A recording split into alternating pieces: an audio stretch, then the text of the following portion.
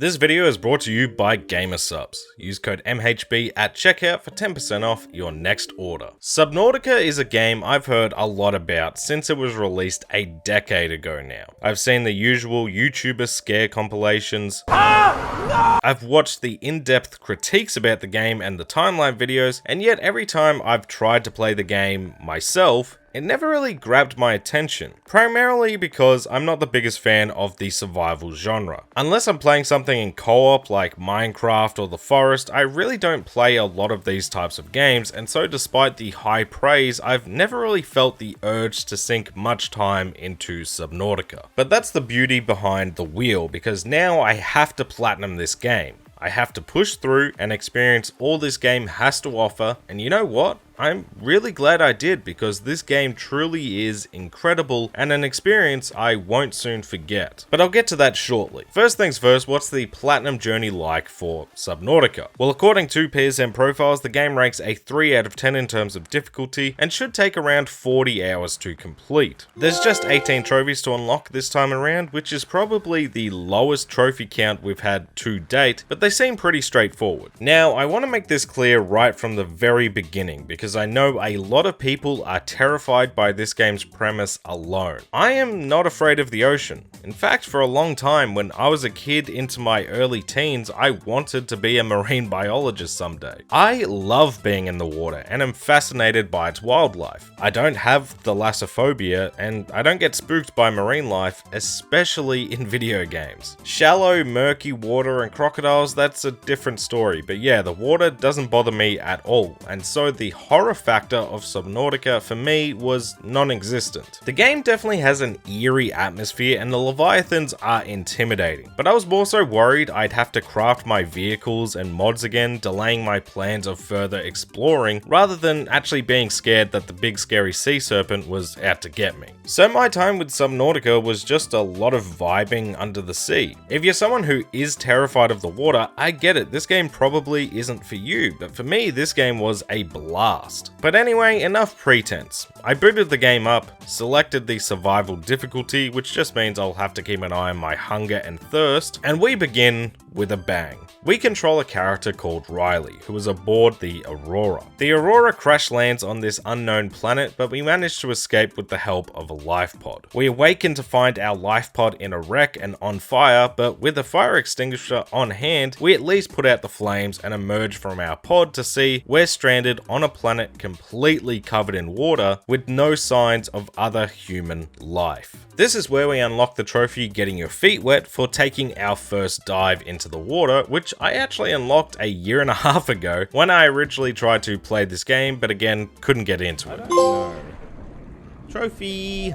Now our first objective was to simply repair the life pod, in particular the radio. So off I went and began to gather resources in the shallows. Again, I'm a bit of a survival genre noob, but I did have some basic equipment I knew I needed, such as some fins, an oxygen tank, a survival knife, a scanner which you'll need to research most crafting blueprints, and a repair tool to fix up the life pod. With the radio now fixed, I could start getting some points of interest highlighted on the map to try and make heads or tails of what the hell is going on here, but until those notifications started coming through, with my new scanner I began to further explore nearby wreckages looking for more blueprints. Looking for the sea glide and sea moth blueprints in particular, since a vehicle was definitely going to be a must if I wanted to explore further into the depths. In that time, since I didn't really know where to look and sort of just got comfortable with harvesting materials, crafting things, keeping on top of food and water, and generally just getting used to the shallows and nearby biomes, an alarming broadcast came through stating the Aurora's reactor had exploded and was seeping radiation into the ocean. Thankfully, I'd finally found the sea glide fragments I needed, so at least I had one form of transportation, and now I just needed to craft the radiation suit so I could trek across the waters to the Aurora and fix the reactor before the radiation levels got too high. It didn't take long to get the supplies to make the radiation suit, and now came the real test. Venturing out past the comforts of the shallows over to the Aurora in my sea glide to try and fix this urgent problem. Now those who have played this game know, but the Aurora has a bit of a problem.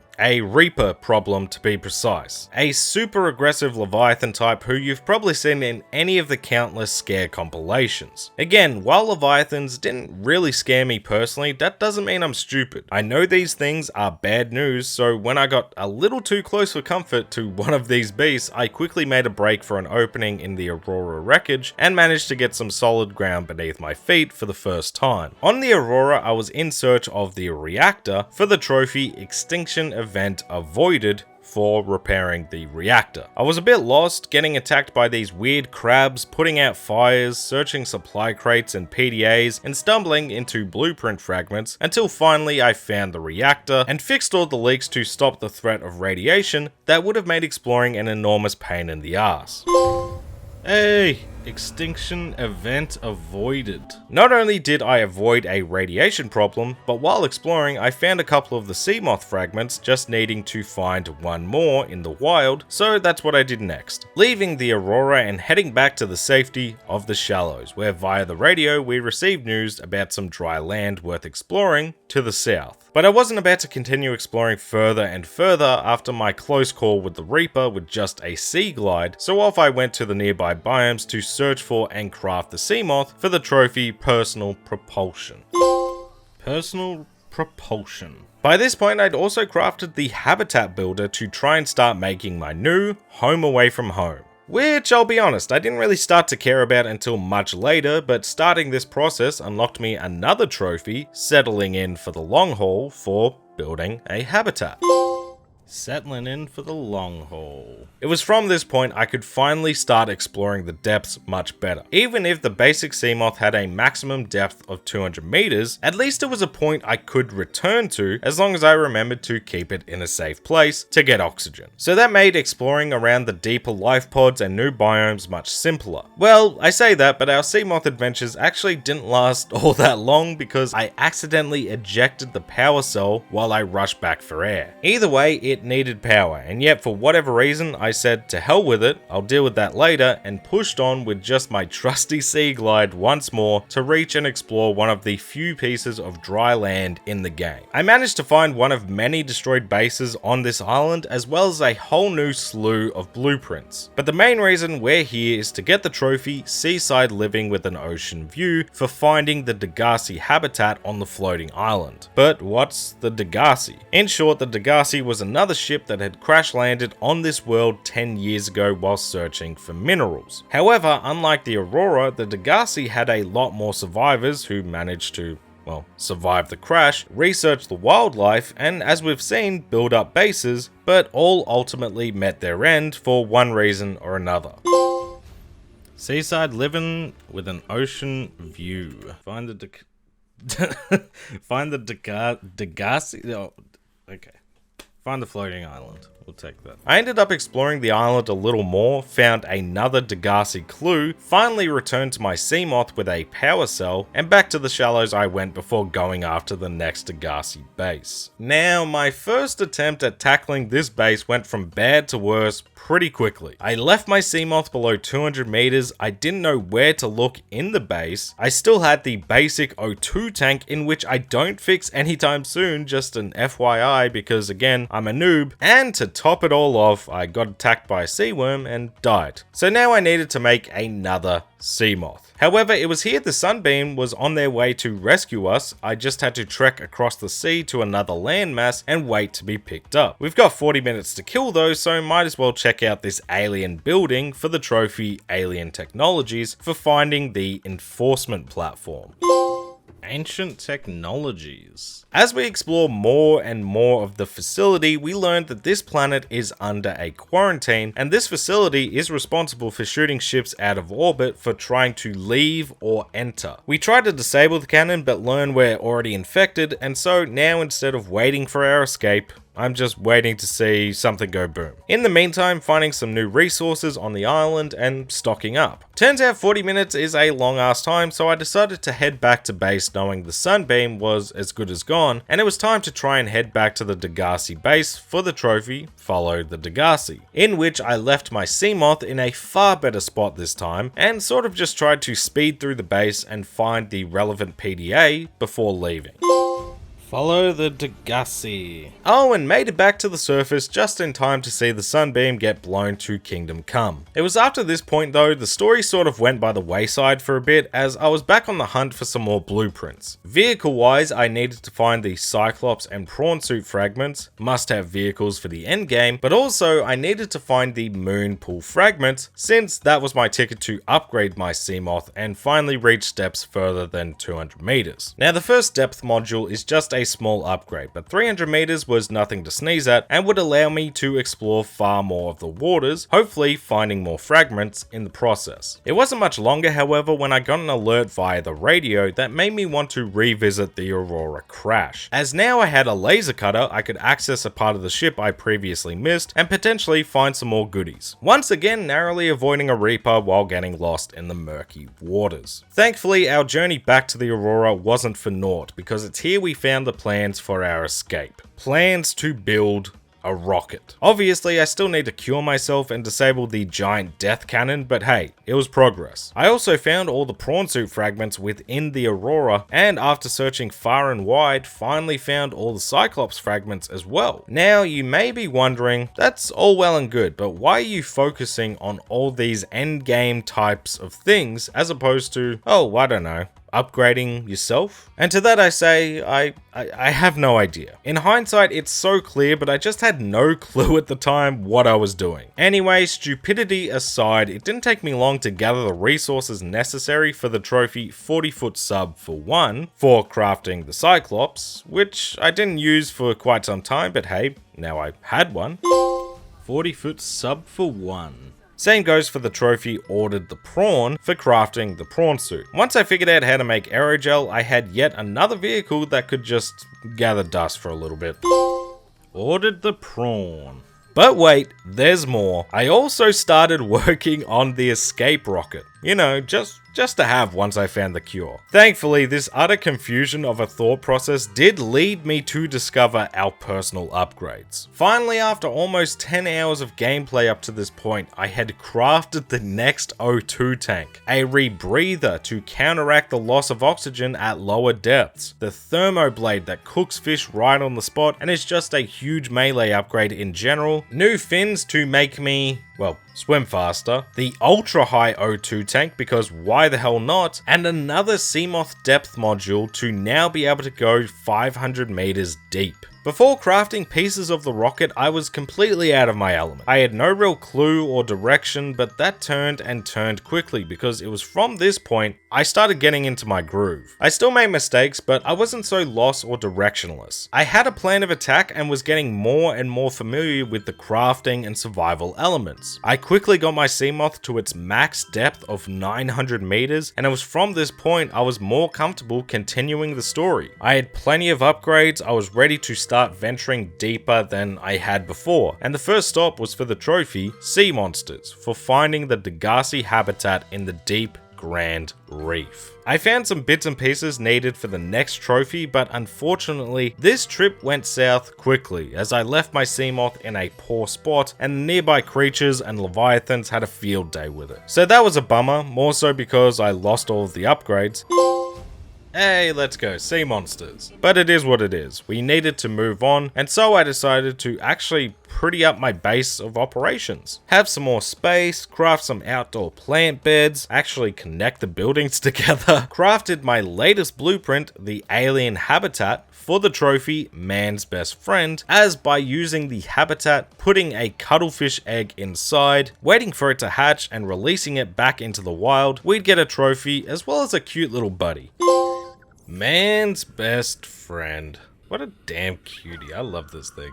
I also managed to craft the reinforced dive suit not long after, which was a must to be able to explore the fiery depths we'd be encountering later in the game. Now you'd think I'd rebuild the Seamoth and those upgrades and venture the depths once more, and you'd be wrong. For whatever reason, I thought the Seamoth was a vehicle I wouldn't need anymore. So I went ahead and docked my prawn suit in my Cyclops, drove this absolute tank over to the drop point, and yeeted myself and the prawn suit out to take on the depths mano a mano. I do rebuild the Seamoth after this because maybe the depth is limited, but using the Cyclops and prawn to travel isn't a speedy process. It may have been slow, and the journey back even slower, but I did manage to unlock the next story trophy, Find the Lost River, for finding the disease research facility. Find the Lost River. This is where the Warpers, these Cthulhu creatures, were created to enforce the planet's quarantine, as well as the aliens who created these facilities. The architects brought the deadly bacteria to this planet to try and find a cure. Now it's from this point, the rest of the story trophies to do with finding a cure at least, center around a common location deep into the world. More than 1,000 meters deep to be precise, and I didn't want to have to go back and forth since it is such a long journey. So from here I made sure to stock up good and proper. I kitted out the Cyclops and prawn suits with the necessary depth modules. I made my Cyclops a home away from home, put as many resources away as needed, and stored plenty of food and water. Whatever I may need to craft further upgrades on the go, I packed to make sure this trip to the depths was a one-off. Which also meant the endgame minerals only found at these depths, yeah, I was hoarding those for the way back. I did not want to come back here for any reason because getting to these depths is no easy feat. But when I was ready to go, I made our descent with the Cyclops, parked it at around 1,200 meters down below, and with the prawn suit, made the journey the rest of the way. Now this is unsettling because of how much of a threat everything is. You have aggro fish, warpers, and you know, the entire place covered in lava, but the cherry on top is a giant leviathan that eats reapers for breakfast. And all I had was a prawn suit with no upgrades outside of the depth module. I hadn't found the blueprints for the drill or grapple. Thankfully, the Leviathan isn't the most accurate beast, so I managed to make it to the volcano castle for the trophy, Thermal Activity, as while hunting for kyanite, I discovered the thermal plant.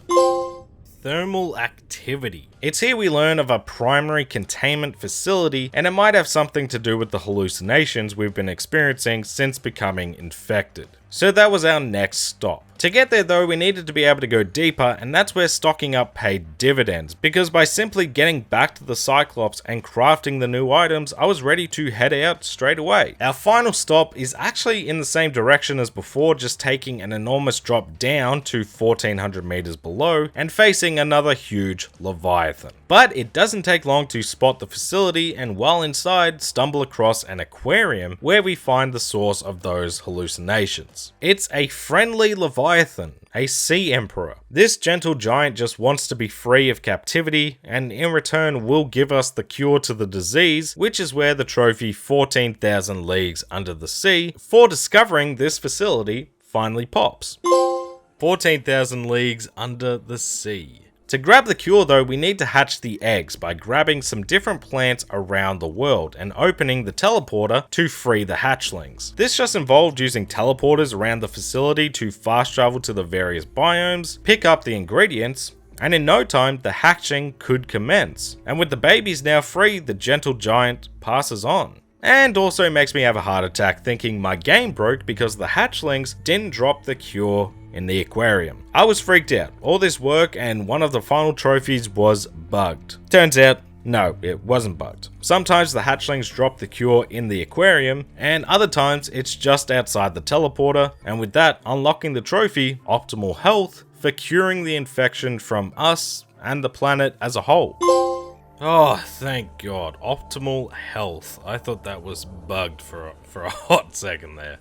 Since the teleporter spawns us just outside the quarantine facility, I made sure to disable the cannon, and all that was left was to build the rocket and get the hell out of here. Again, at this point I was loaded with most minerals I would need, so building the rest of the rocket took about 15 minutes to put together, and it was time to get the hell out of here. Making sure to push all the buttons, leave a time capsule for another explorer, and it was time to say goodbye. In the process, getting the trophies, go among the stars for launching the rocket, leave only time capsules for creating and deploying, well, a time capsule, and of course with those two trophies popping, also unlocking the Platinum trophy for Subnautica, leaving me with an experience I won't soon forget.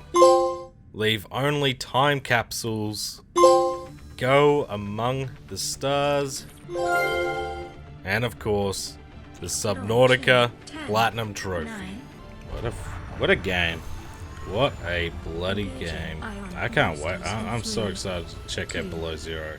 Thank you all so much for watching the video. If you enjoyed it, don't forget to like and subscribe. Leave a comment below if you have any more suggestions for the Platinum Wheel. Shout out to the channel members and Twitch subscribers for that extra level of support. And special thanks to members of the Bear Club, G&T Papi, Nugget, Darkwolf, Daniel Fitzgerald, Scott Unwin, Steel Vanguard, MPO Crusader, Lug Knight, The Grey Jinjo, and Kuzma. Thank you all, and I'll catch you in the next one.